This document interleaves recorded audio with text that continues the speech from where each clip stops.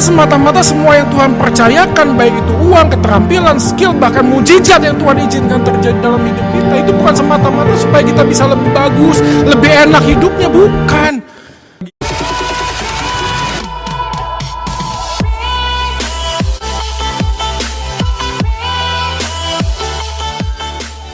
Bunyi doa dan pujiannya itu bukan sekedar doa, permintaan, dan permohonan supaya mereka dilepaskan dari penjara.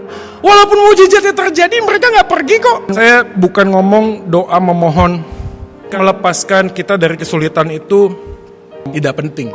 Tapi yang jauh lebih penting untuk kita refleksikan adalah apa maksud Tuhan di dalam semua kejadian yang Tuhan izinkan terjadi ini. Sebuah kapal yang mengarungi Samudera Raya tidak hanya sekedar bertahan supaya tidak tenggelam di tengah-tengah Samudera Raya, juga mencoba untuk memahami bahwa ada tujuan pelabuhan yang akan dituju. Kalau di sebuah kapal di tengah Samudera Raya senantiasa berusaha untuk tidak tenggelam, tapi nggak tahu kapal ini akan berlabuh kemana, saya pikir ngapain, lebih baik tenggelam saja gitu loh.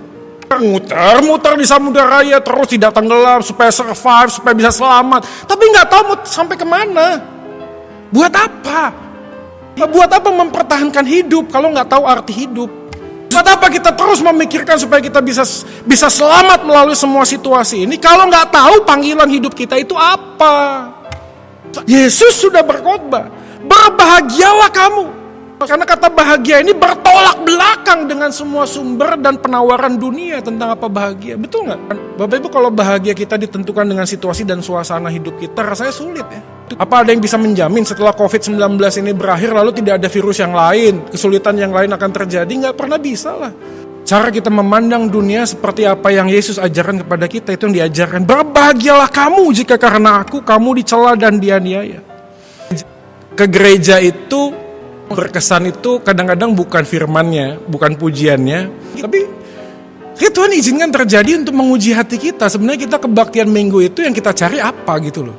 Gitu. Kadang-kadang kita terlalu rutin dengan kebaktian minggu sehingga kita tidak mendapatkan hal yang utama di dalam ibadah gitu. Lu mau kemana? Kebaktian Kak Joy. Kok pakaiannya gini? Terus dia bisikin saya, dia ngomong begini, Kak Joy nggak tahu. Yang penting itu hati. Pakaian gak penting, hati yang penting. Saya bilang begini, justru yang dalam hatimu nampak dari bagaimana kamu berpakaian, bro. Hati kamu merasa Tuhan itu gampang, Tuhan itu biasa-biasalah. Ya pakainya begini. Saya gak tahu Bapak Ibu mendengarkan khotbah online seperti ini, apa yang Anda lakukan? Saya berharap gak ada yang ada di tempat tidur sambil makan popcorn gitu. Khotbah kayak nonton sepak bola, tau gak sih? Walaupun ini sebuah khotbah online, kita sedang berhadapan dengan Tuhan, beribadah. Ya sebisa mungkin yang terbaik dong.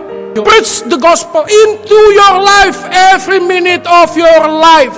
Karena semata-mata semua yang Tuhan percayakan, baik itu uang, keterampilan, skill, bahkan mujizat yang Tuhan izinkan terjadi dalam hidup kita, itu bukan semata-mata supaya kita bisa lebih bagus, lebih enak hidupnya, bukan. Kita bertanya bagaimana kita hidup, tapi tak pernah bertanya apakah tujuan hidup. Menaikkan pujian tanpa menjalani ujian hanyalah kicauan tanpa arti.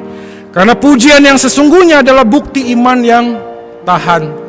Maka panggilan kita sebenarnya bukan memberitakan Injil, tapi menghidupi Injil. Orang yang menghidupi Injil pasti akan memberitakan Injil. Tapi orang memberitakan Injil belum tentu menghidupi. Bagaimana aku bisa memberitakan nama Yesus jauh lebih besar, jauh lebih indah melalui apa yang Tuhan berikan kepada aku.